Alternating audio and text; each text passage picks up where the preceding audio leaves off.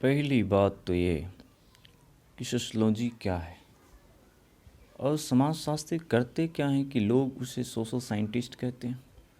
Scientist, science का अर्थ होता है जानना, और इसी प्रकार सोशल साइंस का अर्थ होगा समाज को जानना। तो सवाल यह है कि क्या एक आम आदमी समाज को नहीं जानता है?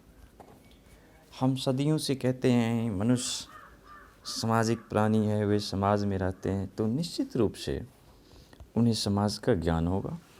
मगर हैरानी यह है कि जो एक आम आदमी को समाज को लेकर जो विचार है वो साइंटिफिक नहीं है। वो विचार वास्तव में उस व्यक्ति के अपने सामाजिक अनुभव हैं, सोशल एक्सपीरियंस का एक हिस्सा है जो व्यक्तिगत है, इंडिविजुअलिस्टिक है। इंडिविजुअलिस्टिक का अर्थ होता है कि अगर आप एक ही सवाल अलग अलग व्यक्ति से पूछें तो जवाब अलग अलग मिलेगा। तो निश्चित रूप से जो हम जानने की कोशिश कर रहे हैं उसका जवाब साइंटिफिक नहीं है, और एक सोशल साइंटिस्ट की कोशिश यही रहती है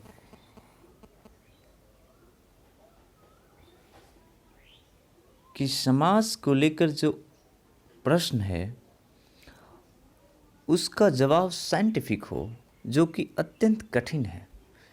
जवाब साइंटिफिक तभी हो सकता है जब प्रश्न को लेकर अपना कोई विचार नहीं हो, जैसे कि फिजिक्स में होता है कि ग्रेविटेशन है तो है, हमारे मानने या नहीं मानने से ग्रेविटेशन पर कोई फ़र्क नहीं पड़ता है।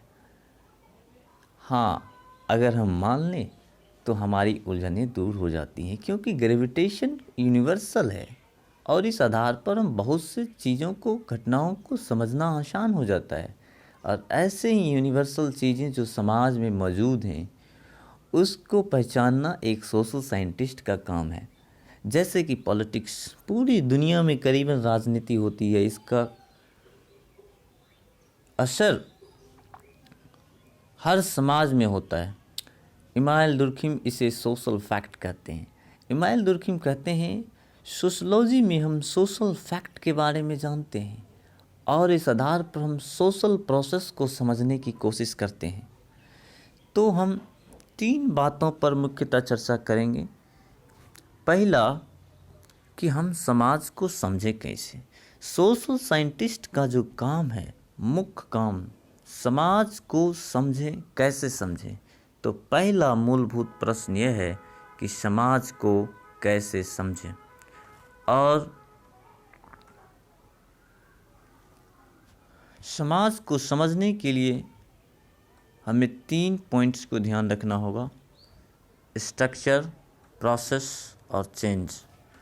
स्ट्रक्चर, जैसे कि परमाणु में स्ट्रक्चर होते हैं, इलेक्ट्रॉन, प्रोटॉन और न्यूट्रॉन, उसी तरह साइंटिफिक तरीके से समाज को अध्ययन करने के लिए समाज में भी स्ट्रक्चर होते हैं, और उनकी चर्चा हम आने वाले वीडियोज़ में करेंगे। और दूसरा जो पॉइंट है वो सोशल प्रोसेस। जब स्ट्रक्चर है तो हर स्ट्रक्चर का पार्ट होता है, और वो पार्ट का जो काम है, जो प्रोसेस है, उस प्रोसेस को समझेंगे, और प्रोसेस के बाद चेंज को समझेंगे, क्योंकि प्रोसेस के बिना चेंज संभव नहीं है। और इसलिए ये तीनों इंटीग्रेटेड है और इन्हें हम इंटीग्रेटेड तरीके से ही समझने का कोशिश करेंगे। धन्यवाद।